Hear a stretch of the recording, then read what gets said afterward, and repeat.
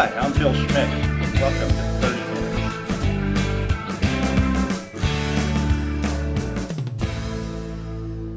Welcome back. I'm Bill Schmick, and this is 30 Minutes. And today we're going to talk about Social Security, everything you've ever wanted to know about it. Now wait, before you get up and switch the channel or go get a cup of coffee, I know Social Security isn't the most exciting subject in the world, but I promise to do my best in making it interesting for you. And in fact, it's very important to you because the majority of Americans in the United States are depending on Social Security for their retirement age. Whether that's right or wrong, it's a fact. So let's talk about Social Security. And the first thing you might want to know is where it came from.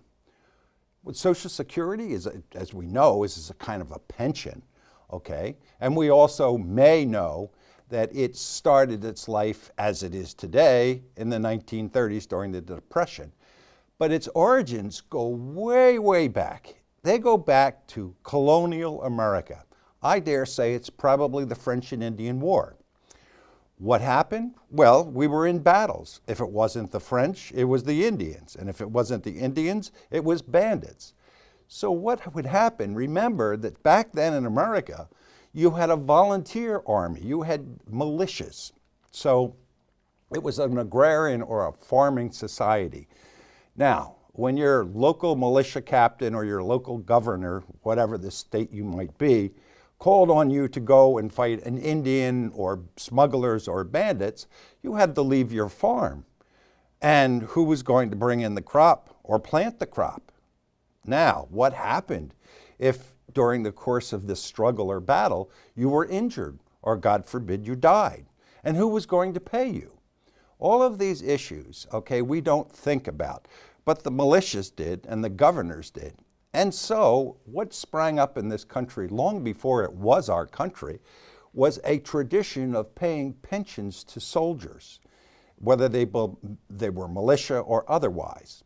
Now, I guess we learned this practice from the English or the Europeans because they certainly had done that for decades, if not hundreds of years.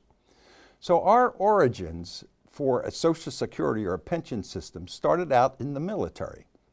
Now, in fact, during the American Revolution, prior to the Declaration of Independence, what was passed by that Constitutional Assembly was an agreement to pay a pension to those soldiers who served in the American Revolution, as well as a paycheck. So actually, our pension plans predated the Constitution. Now, this went all through the antebellum period of the United States, where we had this war or that battle or this conflict, and the soldiers who fought in them were injured, some of them disabled. Those who died, they had widows, orphans, so that the governments really took care of them, the people that survived. Now, it really became a big issue during the Civil War. You may know that during the Civil War, more Americans died than in any other war. I think it was 620,000 total Americans died. Now, of course, to think about that, you have to remember that it was the North versus the South. So it was all Americans involved. But I think if we count up until the Gulf Wars, the total number of Americans that died outside of the Civil War was 677,000. And as I said, 620,000 soldiers died in the Civil War. That was an enormous sum. At the same time, the widows and orphans and disabled soldiers, by the way, the North were the ones that paid a pension. The South didn't have a pension system or the money to pay it after the war. But back to the Northern cause, they won the war, okay? And at the same time, if you recall in history, this was in the 1860s, our nation was changing from an agricultural or an agrarian society into an industrial society. So those disabled soldiers, those widows and orphans were visible throughout the big cities as well as the farming communities. So Congress and the Senate, they decided that they were definitely going to create a pension after the Civil War that would be the protection for the survivors of the Civil War, for their disabilities, and for old age. So it was a good pension system, and up to 1999, really believe this or not, but some widows of the Civil War were still getting these pensions. But saying that, it wasn't a large percent of the population by then, okay? I mean, from 1865, at the end of the war, through to the last survivors, it was never more than, say, 1% of the population, but it was a very visible 1%. So the country did get used to a system, a pension system of sorts, that would protect people from either death or the consequences of death, of dismemberment. It would take care of their widows and their orphans and provide some medical benefits. And so the country was aware of this and comfortable with this. And this situation continued, but only in a war footing, only with veterans of wars up until the Great Depression. Now, you're probably aware of what the Great Depression is. It started in 1929 with the crash of the stock market and lasted through to 1940 and the advent of World War II. It was the most difficult economic period in our history, even though we had had two similar situations, but nowhere near as desperate in the 1800s. Now, it was the greatest economic disaster in our entire history. We had an unemployment rate of over 25%. There were millions and millions of people who were destitute, and over half of our elderly population were threatening starvation. Franklin Delano Roosevelt came into power, and on June 8th, 1934, FDR announced his intention to establish a committee on economic security. Now, here's a little background on what was happening. This was the 30s, and the Great Depression was a global depression. All over the world, people were in the same straits. And out of this unhappiness and destitution, a number of isms were born. Communism, socialism, Nazism. And many parts of the world were starting to embrace these isms and a rejection of a free market capitalistic society because the free markets were doing nothing for them. And they were afraid and they were terrified. So the rise of these isms throughout the world was a direct threat to democracy in the United States, and FDR knew this. Now, he came up with an idea to somehow alleviate, as you know, this depression and its effects on the American people. And we can talk all about the New Deal, but this is a story about Social Security. So we'll stick with that. So as I said, in June of 1934, he appointed a committee to go out there and figure out a way of helping the common American worker. Now, it wasn't necessarily legal. They scoured the Constitution to see if they could find anything that they could apply this to, and the most they could find was a nebulous clause in the Constitution that referred to the general welfare. But FDR and his buddies in his cabinet jumped on that, and using that as an excuse, they decided that that clause would allow them to further the security of the citizen and his family through some sort of social insurance. Now remember, communism, for example, went way beyond social insurance. They were talking about taking care of the worker from birth to death and everything in between. So in that context, social insurance, even though it was leaning left, was a lot better than the country embracing socialism or communism. So FDR and his cabinet envisioned this Social Security as a savings account for the workers' old age. okay, contributions would be made by both the employer and the employee from payroll taxes. Now, the government, according to this story, would hold these contributions made by employee and employer solely for the benefit of the worker in his old age, and that was the language, okay? Now, times were so desperate in the United States, and you know what it usually takes a committee of any sort in order to come up with a final conclusion. Well, this Committee of Economic Security finalized its report within 6 months. That's how desperate things were. In January the 17th of 1935, remember, FDR suggested this in June of 34, not a small turnaround. The president introduced the Social Security bill to Congress, and it passed overwhelmingly by both Democrats and Republicans. So the Social Security Act became law August the 14th, 1935. And initially, it gave unemployment insurance to Americans, old age assistance, aid to dependent children, and grants to the states to provide medical care. Now, other things would happen, but that was the initial idea. The first payments didn't begin to 1937 through 1940, and then there were just single lump sum payments. Wait a minute, if the bill was passed in 35, why did it take 2-3 years in order for this thing to turn around? Well, the facts are the Republicans refused to fund the program. They passed it overwhelmingly, got the kudos from the country, and then stalled on funding it. Now, obviously, if you don't fund the Social Security Act, then nothing can happen. But what did start to happen from its very first day is the government started to tax both employee and employer this tax every paycheck, and this money flowed into the government coffers. Now, as I said, the Republicans and the Democrats finally came to a deal and agreed to start funding the Social Security Act in 1937. But as I said, they didn't have that much money. And basically, the first average lump sum payments we're talking about $58.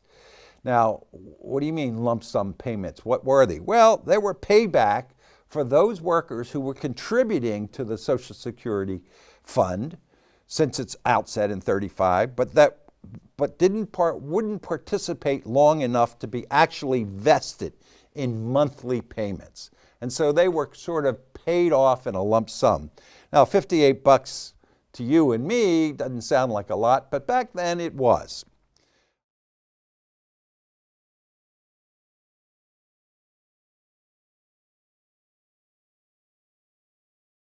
From that Social Security Act, it was tinkered with, okay? So, for example, in 1939, there was an amendment that added payments to spouses and minor children of retired workers, and survivor benefits were paid to families in the event of premature death of Social Security covered workers.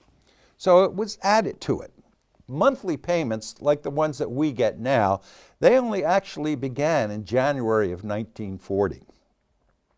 And the Social Security Administration, as we know it today, started after the war in 1946.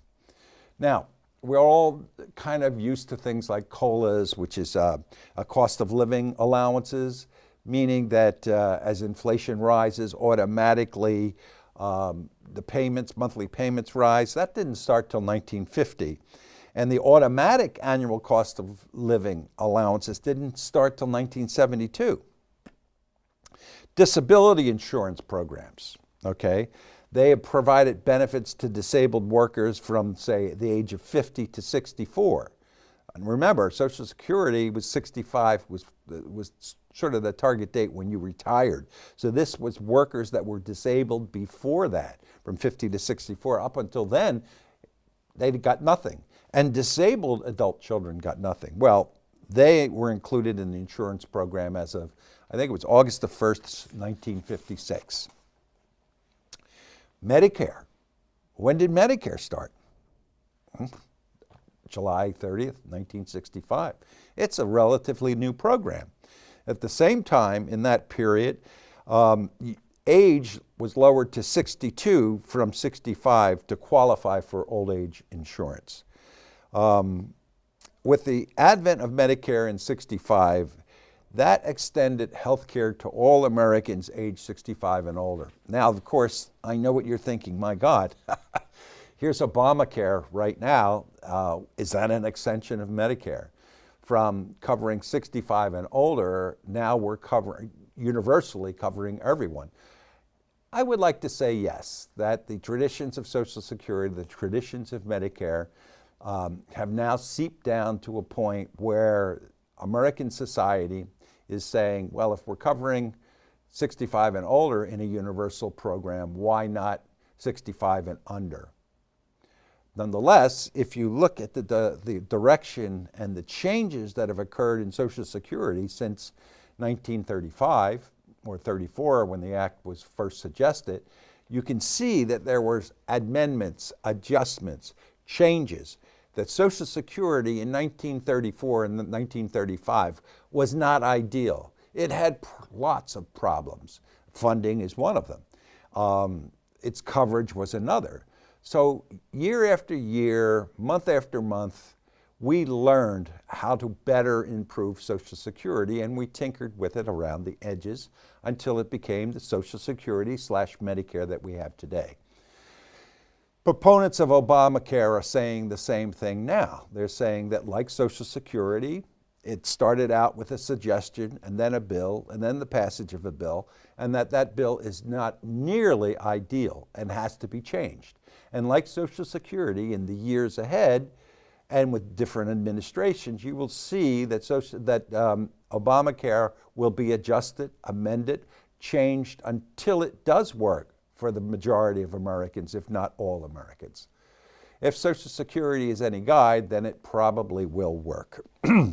So, if it will work so far, why is it that we've got so much controversy now over Social Security?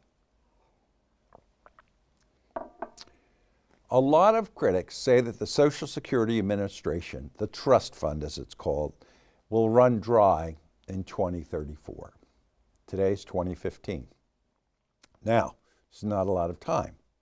There are a lot of other critics who say that the system could be bankrupt in as short as 12 years from now. Now, if you look at it today, and if you look at it any time since, say, the 80s, the beginning of the 1980s, on a cash basis, the trust fund is called the Old Age Survivors and Disability Insurance Fund. That's the trust fund. And if you look at this on a cash flow basis, that is money coming in and money going out, last year, Social Security, this fund, spent $859 billion, but only took in $786 billion. That's a $73 billion shortfall or deficit. And that's not new. I mean, deficits have been increasing and increasing for the last 10, 15 years. So on a fundamental basis, if this were happening to you, if you were spending more over 15 years and earning less, bringing in less, then in effect you're bankrupt today. But this is the situation that has been occurring in Social Security and the problem with Social Security for many, many years, and we've all known it. The problem is that deficit, that shortfall every year is getting larger and larger and larger. And there's a reason for that. It's people like me, the baby boomers, people that were born in the 40s, the largest democratic population in the United States. And now we're all graying, we're all getting older, we're all approaching Social Security age, whether it be 65, 64, 63, 62, or 70, whatever it is. We are all now demanding our rights, which is to receive Social Security.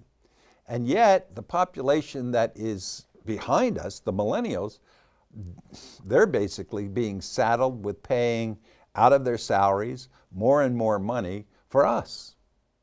So that's the nature of the beast. But that's not the whole story. We think that by 2026, from this year 2015 to 2026, that fund will accumulate a deficit of about $1.6 trillion. If that's the case, and it seems to be, then measured by any yardstick today, Social Security has already gone bust. Now, how have we been able, therefore, to continue this smokescreen? The U.S. plans to finance that $1.6 trillion deficit by adding to the public debt. What is that?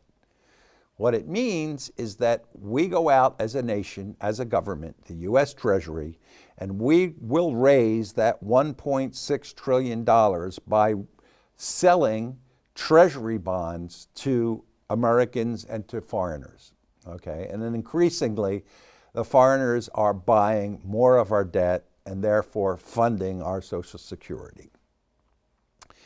Now, what happens? We've been doing this for a long time already. It's not the only reason that our debt is going through the ceiling, but it contributes and will contribute more and more and more. And it gets worse. As you know, we're living in a zero or a very low interest rate environment, and we have been for the last, 7 or 8 years. So as we sell these government bonds to people overseas and sell more and more of them to fund our Social Security deficit, when interest rates go up, that means we're going to have to pay more to people who buy these bonds. And as rates go higher, even more and more and more. So we're getting ourselves into a terrible situation where not only are we increasing the debt, but as interest rates rise, we're paying more interest on that debt.